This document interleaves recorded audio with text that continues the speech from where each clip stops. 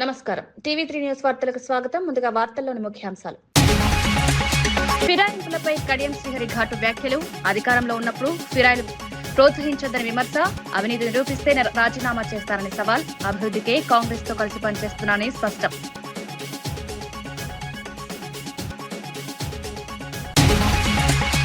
కేటీఆర్ వ్యాఖ్యలకు అద్దంకి దయాకర్ ఘాటు కౌంటర్.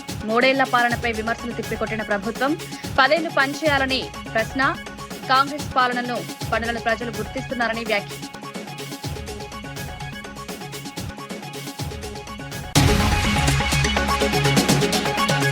చంద్రబాబు లోకేష్ పై సజ్జల హెచ్చరిక. రాజకీయంగా సమాధి చేస్తామని ఘాటు వ్యాఖ్యలు. లోకేష్ డిఫాక్టో సీఎంగా వ్యవహరిస్తున్నారని ఆరోపణ. ప్రజలు నిజాలను గుర్తిస్తారని విశ్వాసం.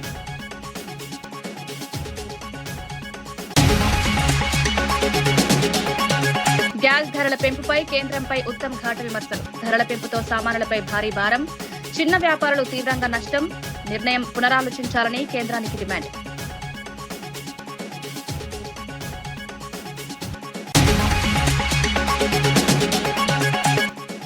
రామ్ చరణ్ సినిమాపై సుకుమార్ ఆసక్తికర వ్యాఖ్యలు. రంగస్థలం స్థాయి విజయం మళ్లీ వస్తుందా అనుమానం. మంచి కథతో సినిమా రూపొందుతుందని ఆశాభావం.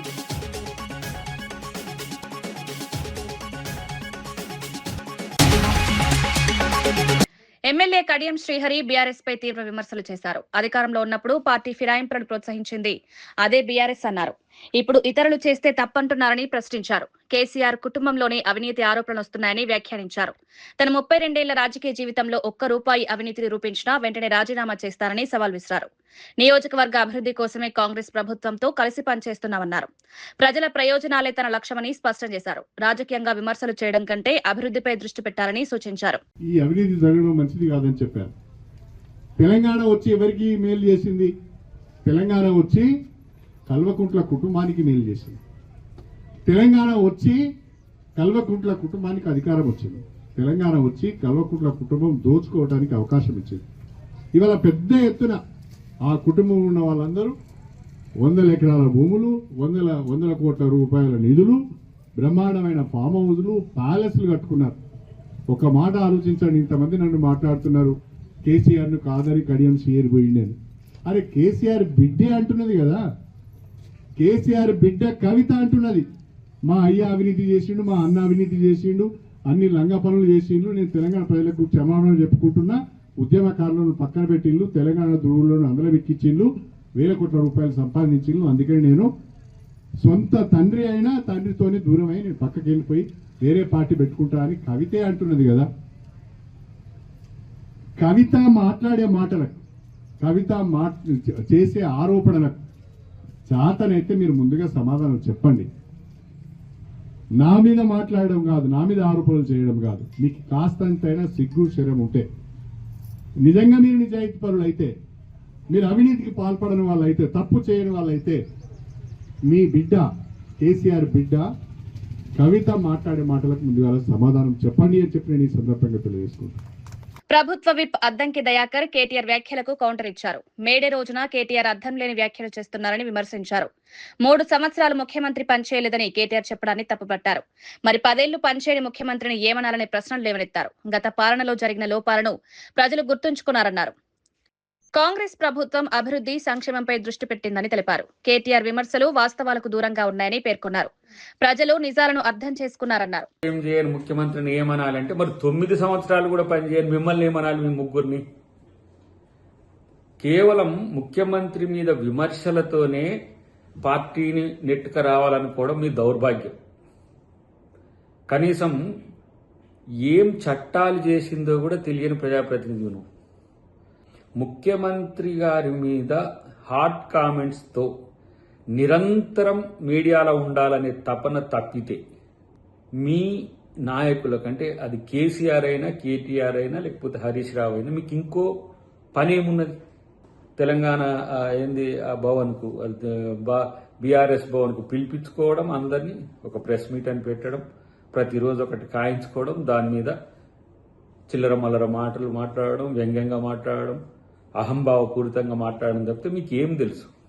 ఇలాంటి పనికిరాని మాటల వల్ల మీ పార్టీ పూర్తి స్థాయిలో శూన్యస్థాయికి వచ్చాయి. అయినప్పటికి కూడా ఇంకా బుద్ధి సిగ్గు రాకపోయే ప్రతిరోజు ఎవడేమనుకుంటే నాకేమన్నట్టుగా ఇష్టం వచ్చినట్టుగా మాట్లాడడం అనేది మీకు రివాజ్గా మారింది. వైఎస్ఆర్సీపీ నేత సజ్జల రామకృష్ణారెడ్డి చంద్రబాబు లోకేష్ పై తీవ్ర వ్యాఖ్యలు చేశారు. వారిని రాజకీయంగా సమాధి చేస్తామని హెచ్చరించారు. లోకేష్ ఎన్నికల్లో గెలవకుండానే మంత్రి అయ్యాడని విమర్శించారు. డిఫాక్టో ముఖ్యమంత్రిలా వ్యవహరిస్తున్నారని ఆరోపించారు. చంద్రబాబు పాలనలో దోపిడీ జరుగుతోందని ప్రశ్నించగా తమపై ఆరోపణలు చేస్తున్నారన్నారు. ప్రజల సమస్యలను లేవనెత్తడమే తమ తప్పని పేర్కొన్నారు. ఈ వ్యాఖ్యలు రాజకీయంగా చర్చనీయాంశంగా మారాయి. ప్రజలు నిజాలను గుర్తిస్తారని చెప్పారు. చంద్రబాబు నాయుడు గారు గుర్తుపెట్టుకోవాల్సింది, లేదా ఆయన కొడుకు నిన్ననే ఏదో కొత్త శకం అంట, ఆయన శకం అంటే ఏదో తీయాలంటే ఆయన ప్రస్థానం చూస్తే బ్రీఫ్ సంక్షిప్తంగా ఉంటుంది. ఆయన ఏముంది వచ్చేసి 14-19 మధ్య లోకేష్ అదేది మన ఎమ్మెల్సీ అయ్యి ఇండైరెక్ట్గా వచ్చి గెలవలే, కాన్స్టిట్యున్సీలో గెలవలే, ఇండైరెక్ట్గా వచ్చి తర్వాత మినిస్టర్ ఏదో చేసినట్టున్నాడు. ఆ తర్వాత మొన్న గెలిచాడు. సర్వం సహా అధికారాలు తనవే అనేది ఇప్పటికే డిఫాక్టో చీఫ్ మినిస్టర్గా నిన్నెవరో అంటున్నారు. సీఎంఓలో ఇవి కూడా ఏం జరిగినా తనకు రిపోర్ట్ పోవాలని అతనే డీల్ చేస్తుంటాడు, తనే ఇదవుతాడన్నారు. మంచిది, ఆయన నమ్మకమైన కొడుకు పెట్టుకున్నాడు, బాగానే ఉంది. సరే ఆయన రెడ్ బుక్ అనుకుంటున్నారో ఇంకోటి ఏదో, లేదా ఈయన చంద్రబాబు నాయుడు గారు ఇద్దరు కలిసి ప్లాన్ చేస్తున్నారు తెలియదు. కానీ మీ మాటల వల్ల మీరు గొడ్డలన్నా, కత్తెన్నా, సైకో అన్నా, ఇంకోటన్నా, ఏదన్నా మీకు మేము కంటిలో నలుసు, చెవులో జోరీగా, లేదంటే చెప్పులో రాయి కాదు, మిమ్మల్ని ఈడ్చి కింద పడేసే శక్తి ఉంది కాబట్టి వైఎస్ఆర్ కాంగ్రెస్ పార్టీ శాశ్వతంగా సమాధి చేసే శక్తి ఉంది కాబట్టి మీరు భయంతో ఇవన్నీ చేస్తున్నారు. సోషల్ మీడియా కేసుల నమోదు విషయంలో సుప్రీంకోర్టు మార్గదర్శకాలను ఖచ్చితంగా పాటిస్తామని తెలంగాణ డీజీపీ సివి ఆనంద్ తెలిపారు. నల్లబాబు కేసులో ఇచ్చిన సూచనలు అమలు చేస్తామని, యాంత్రికంగా కేసులు నమోదు చేయొద్దని అధికారులకు సూచించామన్నారు. భావ ప్రకటన స్వేచ్ఛను గౌరవిస్తామని, కానీ దుర్వినియోగం జరిగితే చర్యలు తప్పవని హెచ్చరించారు. అసభ్య పదజాలం వాడితే కఠిన చర్యలు తీసుకుంటామని స్పష్టం చేశారు. ప్రతి ఒక్కరూ హుందాతనం పాటించాలని సూచించారు. చట్టపరమైన చర్యల్లో సమతుల్యత అవసరమని తెలిపారు. ప్రశ్నిస్తేనే కేసులు, ట్వీట్ చేస్తేనే రిట్వీట్ చేస్తేనే కేసులు పెట్టిన సందర్భాలు ఉన్నాయి. అయితే ఉన్నాయి సార్. సుప్రీంకోర్టు స్ట్రిక్ట్ గా గైడ్ లైన్స్ ఇచ్చింది. నల్లబాలు వర్సెస్ స్టేట్ తెలంగాణ. దీనికి సంబంధించి కర్ణాటక కూడా సుప్రీంకోర్టు మార్గదర్శకాలని అమలు చేస్తుంది, కానీ తెలంగాణ అమలు చేయడం లేదు. దీని గురించి అమలు చేస్తాము, దాంట్లో ఏముంది సార్? భవిష్యత్తులో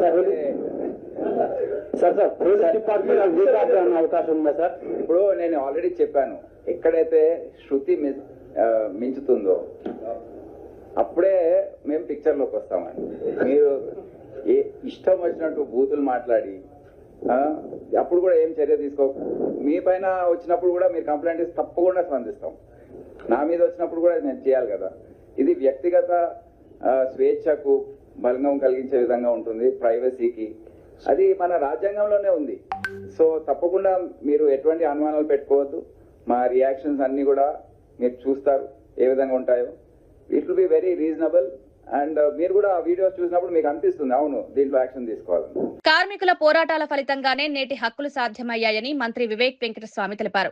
ఒకప్పుడు 16 గంటల పనిభారం ఎదుర్కొన్న కార్మికులకు ఇప్పుడు 8 గంటల పనిదినం అమలవుతుందని చెప్పారు. కనీస వేతనాలు, ఓవర్ టైం హక్కులు కార్మికుల ఉద్యమాల ఫలితమని పేర్కొన్నారు. సీఎం రేవంత్ రెడ్డి నాయకత్వంలో ప్రభుత్వం కార్మిక సంక్షేమంపై దృష్టి సారిస్తోందన్నారు. వారి జీవన ప్రమాణాలను మెరుగుపరిచేందుకు చర్యలు తీసుకుంటున్నామని, కార్మికుల హక్కులను పరిరక్షించడం ప్రభుత్వ బాధ్యతగా భావిస్తున్నామని పేర్కొన్నారు. కార్మికుల ఐక్యత. సో ఈరోజు గౌరవ ముఖ్యమంత్రి గారు కూడా రేవంత్ రెడ్డి గారు వారు వచ్చేది ఉండే, కానీ ఒక ఏదో లీగల్ కేసు ఢిల్లీ నుంచి అడ్వకేట్స్ వస్తున్నారని చెప్పి వారు మీరు మీ కార్యక్రమం చేసుకోమని చెప్పి వారు అందరికీ కూడా మేడే శుభాకాంక్షలు చెప్పడం జరిగింది. ఈరోజు ఇప్పుడే అందరూ కూడా మన కార్మికుల హక్కుల గురించి, ఇంతకుముందు ఏదైతే లేబర్ లాస్ సరిగా లేకపోవడము, ఆ రోజులలో 16 గంటలు కార్మికులందరూ కూడా పనిచేయడము, మినిమం వేజెస్ లేకపోవడము, వెల్ఫేర్ పెన్షన్స్ లేకపోవడము, ఆ రోజులలో కార్మికులందరూ కూడా కష్టపడి ఒక విప్లవం లాగా కార్మికుల హక్కులు సాధించుకోవాలని చెప్పి ఆ రోజులలో కొట్లాడడం జరిగింది. అదే కొట్లాట, అదే ఏదైతే మనము ఈరోజు చూస్తున్నామో చట్టబద్ధంగా మినిమం వేజెస్ అయినా కానీ 8 గంటలు పనిచేయడం అన్నా కానీ ఓవర్ టైం ఇవన్నీ కూడా కేవలం కార్మికులు మీ కొట్లాడడం వలన సాధించుకోవడం జరిగింది. సో అందు గురించి ప్రపంచవ్యాప్తంగా మనము ఈరోజు May 1 నాడు మే డే సెలబ్రేషన్స్ చేసుకోవడం జరుగుతుంది. సో ఈ సందర్భంలో ఇంతకుముందు చెప్పినట్టు ఆ రోజులలో మినిమం వేజెస్ ఉండకపోయేది, 5 రూపాయలు ఇంక్రిమెంట్ కోసం మేనేజ్మెంట్స్తో స్ట్రైక్ మీద యూనియన్స్ వెళ్ళేది. కానీ మార్పులు చాలా వచ్చినాయి. ఇప్పుడు యాజమాన్యాలు కూడా ముందుకు వస్తున్నారు.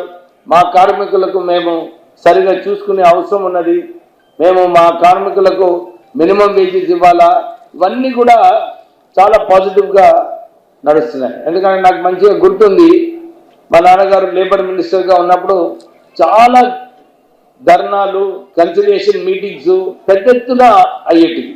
కానీ లేబర్ మంత్రిగా అయిన తర్వాత చాలా తక్కువ వస్తున్నాయి నాకు కేసెస్.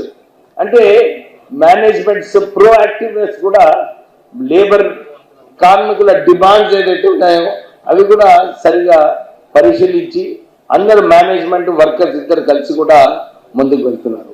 మన బడ్జెట్లో కూడా 90 కోట్ల రూపాయలు కేవలం మన పిల్లల కమర్షియల్ ఎల్పీజీ సిలిండర్ ధరను భారీగా పెంచడంపై మంత్రి ఉత్తమ్ కుమార్ రెడ్డి తీవ్ర విమర్శలు చేశారు. 993 రూపాయల పెంపుతో సామాన్య ప్రజల నడ్డి విరిగిపోయే పరిస్థితి ఏర్పడిందన్నారు. దాదాపు 35% పెరిగిన ఈ ధరలతో హోటళ్లు, చిన్న వ్యాపారాలు, స్ట్రీట్ వెండర్లు తీవ్రంగా నష్టపోతారని తెలిపారు. ఇప్పటికే పెరిగిన జీవన వ్యయాల మధ్య ఈ పెంపు మరింత భారంగా మారిందని పేర్కొన్నారు.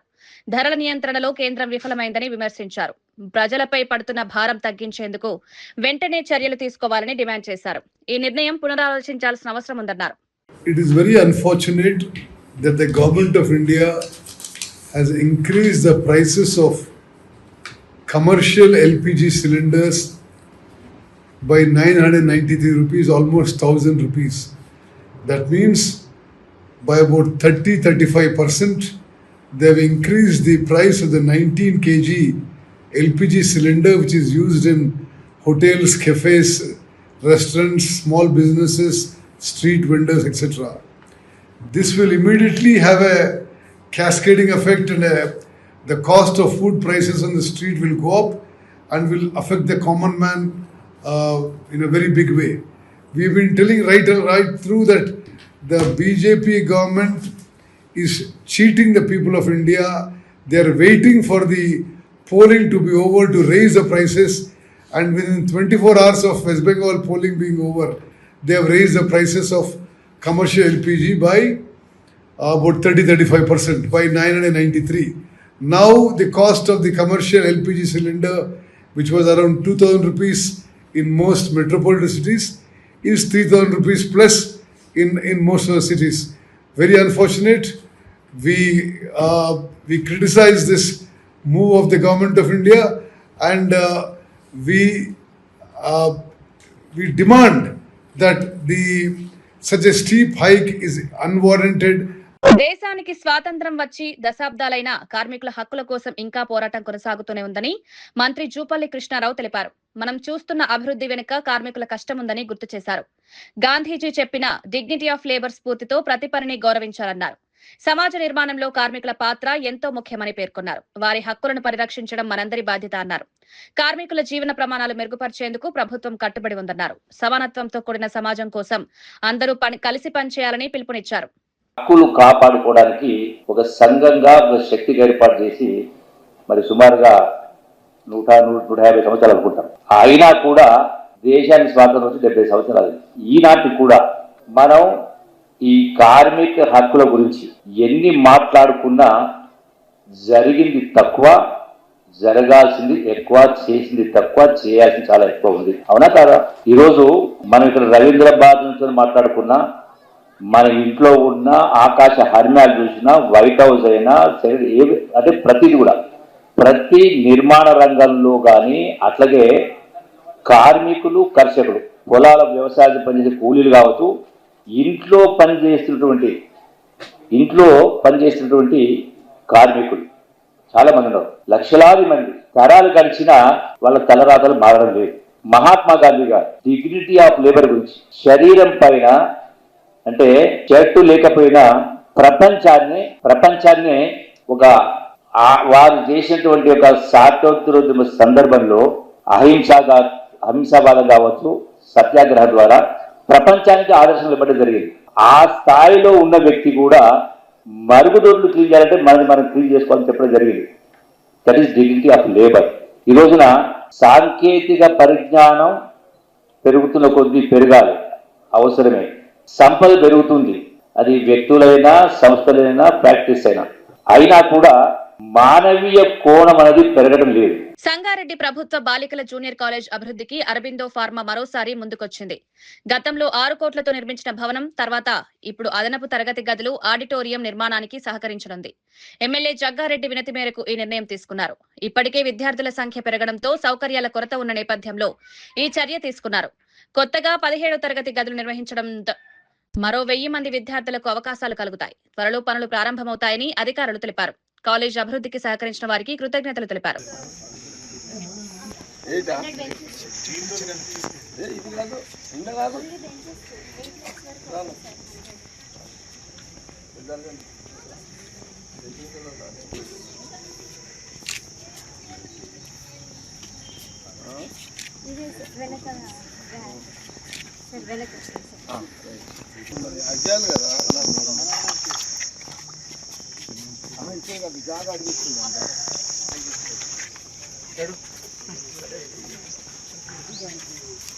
జేసీబీ వెళ్తే సార్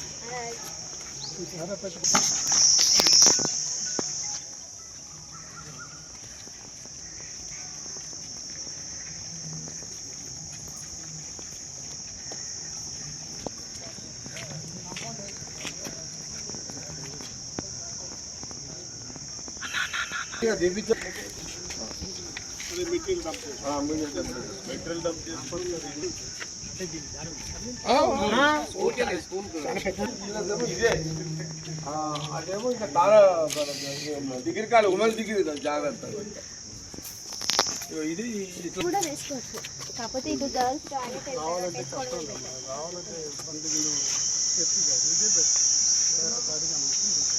ఆలోచన దీన్ని ఈ ఓపెన్ ప్లేస్ మరి దీని మీద వేసుకోవచ్చు సపరేట్ బిల్డింగ్.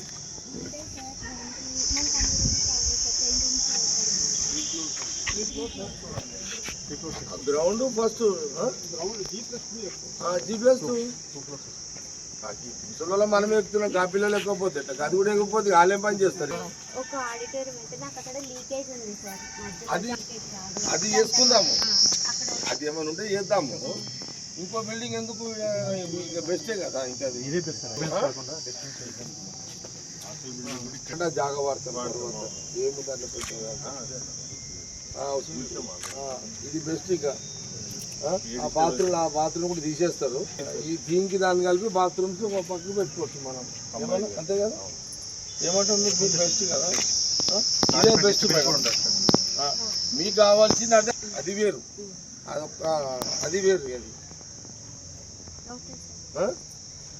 ఇంకో రిక్వెస్ట్ అని ఒకటి, దీని మీద ఒక షెడ్ టైప్ ఒకటి కన్స్ట్రక్ట్ చేస్తుంది కదా బెస్ట్. దీన్ని అడ్వర్టైజ్ కింద వాడుకుంటారు, బెస్ట్ కదా. అదొక్కసారి చెక్ చేసి ఇంత మనం వేస్తే ఇది ఒక షెడ్ పైన అదే వేస్తాం కదా, ఒకటి వేసుకున్నాం అనుకో ఫంక్షన్ కానీ వీళ్ళు ఆడిటోరియం కింద వాడుకోవచ్చు. అది ఓపెన్ షెడ్, ఓపెన్ షెడ్ వేసేస్తే అక్కడ స్టే చేసుకుంటే వీళ్ళు ఆడిటోరియం కింద వాడుకోవచ్చు. ఈ బిల్డింగ్ తీసుకున్నాం, ఇది బెస్ట్ కాదు. ఇలా తీసేస్తారు గ్రౌండ్ ప్లేస్ రెండు బస్ అయిపోతుంది.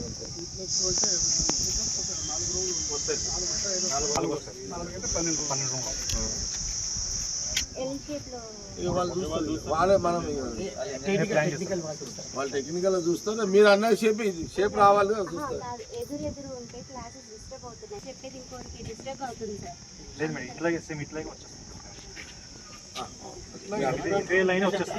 సేమ్ కంటిన్యూ అవుతుంది. 1 2 3 కరెక్ట్.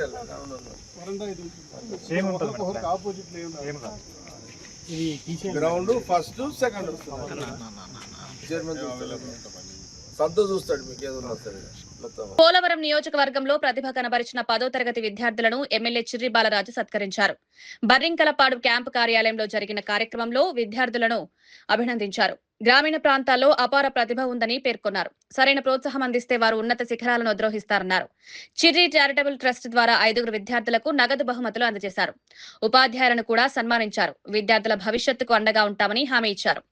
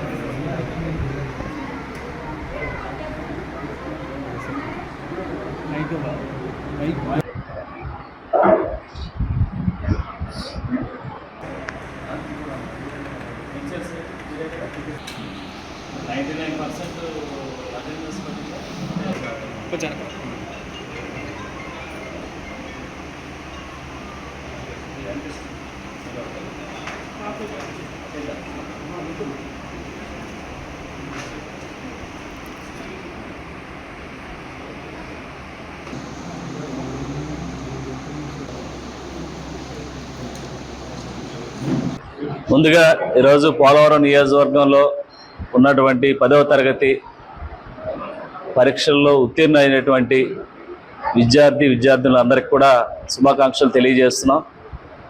చాలా శుభపరిణామం, చాలా సంతోషకరమైన విషయం. ఎందుకంటే 100% ఈరోజు ఏజెన్సీ ప్రాంతాల్లో గవర్నమెంట్ స్కూల్ నుంచి ఇటు మన విద్యార్థులు ఒక మంచి ఉత్తీర్ణతతో పాస్ అవ్వటం, అలాగే మండలంలో జీలింగమిల్లి ఫస్ట్ 3rd వస్తే అంకనగూడెం 2nd వచ్చి ఈరోజు జీలింగమిల్లి మండలంలో 10వ తరగతి ఉత్తీర్ణత ఒక మంచి విజేతగా నిలిచారు. వారందరికీ కూడా హృదయపూర్వక శుభాకాంక్షలు తెలియజేస్తున్నాం. అలాగే ఈరోజు ఎన్డీఏ కూటమి పార్టీ ఏదైతే 10వ తరగతి కానీ ఇంటర్మీడియట్ కానీ చదువుతున్నటువంటి విద్యార్థులకు ఒక మంచి భవిష్యత్తు అందించే విధంగా, మంచి ఉపాధ్యాయుల్ని మంచి విద్యాభ్యాసం అందించే విధంగా తయారు చేసే విధంగా ఈరోజు ప్రభుత్వం చర్యలు తీసుకుంటుంది. అలాగే ఈరోజు దర్భగూడెనికి చెందిన జస్విత రాణి కూడా ఈరోజు దర్భగూడెం స్కూల్లో 7th వరకు చదివి తర్వాత బయట స్కూల్స్లో 10వ తరగతి చదివి 580 మార్కులు సాధించారు. వారికి కూడా శుభాకాంక్షలు తెలియజేస్తున్నాం. అలాగే అంకనగూడెం స్కూల్ సంబంధించి పేరేంటి, అనిత, అఫీజా వైష్ణవికి కూడా జనసేన పార్టీ, టీడీపీ అలాగే బీజేపీ పార్టీ తరఫున శుభాకాంక్షలు తెలియజేస్తున్నాం. తప్పకుండా ఎప్పుడు కూడా ఇలాగ చదువుకున్నటువంటి నిరుపేద కుటుంబాలకు ఎప్పుడు కూడా ఎన్డీఏ కూటమి పార్టీ చేదోడు వాదోడుగా ఉండి వారి విద్యాభ్యాసానికి ఎప్పుడు కూడా సహాయ సహకారాలు అందిస్తారని తెలియజేస్తున్నాం. అలాగే ఈరోజు మండలంలో ఫస్ట్, సెకండ్, థర్డ్ వచ్చినటువంటి విద్యార్థులకి అలాగే దర్భగూడెం గ్రామానికి చెందినటువంటి విద్యార్థికి కూడా మన సహాయ సహకారాలు అందించే విధంగా ఒక్కొక్క విద్యార్థికి 10,000 చొప్పున మన చిర్రి చారిటబుల్ ట్రస్ట్ తరఫున ఈ 10,000 రూపాయలు అందించడం జరుగుతుంది. ఇలాగ ఏదైతే మండలంలో ఉన్నటువంటి ఇంకా చదువుకున్నటువంటి విద్యార్థులకు ఎప్పుడు కూడా మా చిర్రి చారిటబుల్ ట్రస్ట్ తరఫున సహాయ సహకారాలు అందించడానికి సిద్ధంగా ఉన్నాం. అలాగే వీరు ఫర్దర్ స్టడీస్కి వెళ్ళడానికి కూడా ఎప్పుడు కూడా మా సహాయ సహకారాలు అందిస్తాం. ఖచ్చితంగా వీరు ఉన్నతమైన చదువులు చదివి అలాగే దేశానికి, రాష్ట్రానికి కూడా మంచి పేరు తీసుకురావాలని, అలాగే రేపు రానున్న రోజుల్లో కూడా ఏదైతే విద్యాభ్యాసానికి సంబంధించి స్పెసిఫిక్గా వారికి సంబంధించి అధ్యాపకులను కానీ వారు ఫెసిలిటీ కానీ ఎక్కడ కూడా నాణ్యత అందించే విధంగా ఎన్డీఏ కూటమి పార్టీ చర్యలు తీసుకుంటారు. అలాగే జరుగుతున్న అరెస్టులపై పూడి శ్రీహరి భావోద్వేగంగా స్పందించారు. తన 40 ఏళ్ల జీవితంలో పోలీస్ స్టేషన్, కోర్టు మెట్లు ఎక్కలేదని తెలిపారు. కానీ గత 2 వారాలుగా అరెస్టుల పరంపర కొనసాగుతుండడం బాధ కలిగిస్తోందన్నారు. తనకు కోపం కంటే బాధ ఎక్కువగా ఉందన్నారు. ఈ పరిణామాలు ఎందుకు జరుగుతున్నాయో అర్థం కావడం లేదని తెలిపారు. చట్టపరంగా పోరాడతానని స్పష్టం చేశారు. తనపై జరుగుతున్న చర్యలు అన్యాయమని భావిస్తున్నట్లు పేర్కొన్నారు. పరంపర ప్రక్రియ ఇవాళ మే 1 వరకు కొనసాగింది. దాదాపు 2 వారాలు. మాలాంటి వాళ్ళ జీవితాల్లో ఎప్పుడు పోలీస్ స్టేషన్ గడప తొక్కడం కానీ, లేకపోతే కోర్టులు గడప తొక్కడం కానీ ఇప్పటివరకు చేయలే. నా 48 ఏళ్ళ జీవితంలో కానీ మా కుటుంబ జీవితంలో కానీ ఎప్పుడు కూడా కోర్టులు మెట్లు ఎక్కడం అనేది ఎప్పుడు జరగలేదు. ఈ 15 రోజుల పరిణామాలు చూసిన తర్వాత నాకు ఎవరి మీద ద్వేషం లేదు, ఆగ్రహం లేదు, కానీ బాధ అయితే కలుగుతుంది. ఆ బాధ నేను ఇబ్బంది పడ్డానని కన్నా సమాజంలో ఇలాంటి పరిస్థితులు ఏంటి, ఇలా వచ్చాయి ఏంటి అని ఒక రకమైన బాధ మాత్రమే నాలాంటి వాళ్ళని చాలామందిని తొలిచేస్తూ ఈ 2 వారాల్లో తొలిచేసింది. వాస్తవంగా కోర్టులో వాదనలు విన్నప్పుడు కూడా పొన్నవాళ్ళు గారు నా తరపున అన్ని సందర్భాల్లో చాలా గట్టిగా వాదించినప్పుడు కూడా ప్రభుత్వం వైపు నుంచి వస్తున్న అభియోగాలు మాత్రం తీవ్రమైన ఆందోళన కలిగించాయి. అసలు జర్నలిజం చేయడం అంటే ఒక ఆర్గనైజ్డ్ క్రైమా, సో ఈ రకంగా కూడా జర్నలిజాన్ని చూడొచ్చా అనే భావన నాకు తొలిసారిగా కలిగింది ఆ వాదన విన్న తర్వాత. నేను గత ప్రెస్ మీట్లోనే చెప్పాను, సాధారణంగా రామ్ చరణ్ కొత్త సినిమాపై దర్శకుడు సుకుమార్ ఆసక్తికర వ్యాఖ్యలు చేశారు. రంగస్థలం తర్వాత మరోసారి ఆ స్థాయి విజయం వస్తుందా అన్న సందేహం తనలో ఉందన్నారు. నిర్మాత సతీష్ మంచి విజయాలు సాధించాలని ఆకాంక్షించారు. రామ్ చరణ్ హీరోగా బుచ్చిబాబు దర్శకత్వంలో సినిమా రావడం ప్రత్యేకమని చెప్పారు. ఈ ప్రాజెక్టుపై అందరిలో ఆసక్తి ఉందని పేర్కొన్నారు. సినిమా విజయంపై ఆశాభావం వ్యక్తం చేశారు. మంచి కథతో ప్రేక్షకులను ఆకట్టుకునేలా సినిమా రూపొందుతుందని తెలిపారు. చిత్రంపై అంచనాలు పెరుగుతున్నాయని చెప్పారు. స్వచ్ఛమైన చిరునవ్వుతో ఎప్పుడు గట్టిగా హక్ చేసుకుని నన్ను చూస్తూ ఎప్పుడు పలకరిస్తుండేవారు. నేను ఒకటే అనుకునేవాడిని, రంగస్థలం కనుక మళ్ళీ సూపర్ హిట్ అవ్వాలి, మళ్ళీ ఒకవేళ సినిమా ఏదైనా అయితే ఈ చిరునవ్వు ఉంటుందా లేదా నన్ను పలకరించడానికి, అంతే ప్రేమతో పలకరిస్తారా లేదా అని భయపడేవాడిని. నేను రంగస్థలం సక్సెస్ మీట్లో అదే చెప్పాను. నేను సక్సెస్ ఫంక్షన్లో నేను ఈ సినిమా సూపర్ అంటే సినిమా హిట్ అవ్వాలని కోరుకున్నాను అంటే మళ్ళీ అంతే ప్రేమతో నేను పలకరించాలి అని కోరుకున్నాను. ఈవెన్ పుష్పకు కూడా అదే చెప్పాను యాక్చువల్గా. సో మైత్రి మూవీస్లో అందరికీ మమ్మల్ని అందరినీ ప్రేమతో పలకరించి మంచిగా చూసేవాళ్ళందరినీ ఆయన తర్వాత ఆయన ప్రొడ్యూసర్గా మొదటి సినిమా చేస్తున్నారు. We're so happy actually. అందరూ అనుకున్నాం ఆయన మంచి ప్రొడ్యూసర్ కావాలని. సో అది రామ్ చరణ్ గారు హీరోగా బుచ్చిబాబు డైరెక్షన్లో మొదటి సినిమా కావడం అనేది చాలా ఫ్రాంక్లీ చెప్పాలంటే ఆయన ప్రేమ అండ్ అదృష్టం కూడా. And wishing the best first Satish గారికి అండ్ లవ్ యూ. వార్తలు ముగించే ముందు ముఖ్యాంశాలు మరోసారి. ఫిరాయింపులపై కడియం శ్రీహరి ఘాటు వ్యాఖ్యలు. అధికారంలో ఉన్నప్పుడు ఫిరాయిలు ప్రోత్సహించొద్దని విమర్శ. అవినీతి నిరూపిస్తే రాజీనామా చేస్తారని సవాల్. అభివృద్ధికే కాంగ్రెస్ తో కలిసి పనిచేస్తున్నానని స్పష్టం.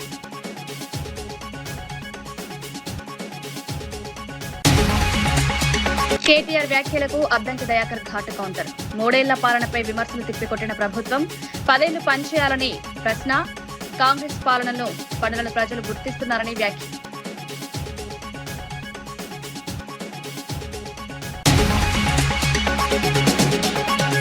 చంద్రబాబు లోకేష్ పై సజ్జల హెచ్చరిక. రాజకీయంగా సమాధి చేస్తామని ఘాటు వ్యాఖ్యలు. లోకేష్ డిఫాక్టో సీఎంగా వ్యవహరిస్తున్నారని ఆరోపణ. ప్రజలు నిజాలను గుర్తిస్తారని విశ్వాసం.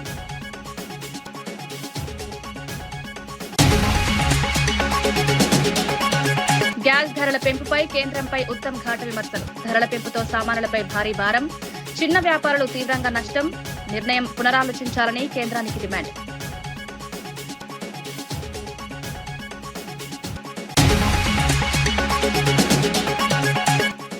రామ్ చరణ్ సినిమాపై సుకుమార్ ఆసక్తికర వ్యాఖ్యలు. రంగస్థలం స్థాయి విజయం మళ్లీ వస్తుందా అనుమానం. మంచి కథతో సినిమా రూపొందుతుందని ఆశాభావం.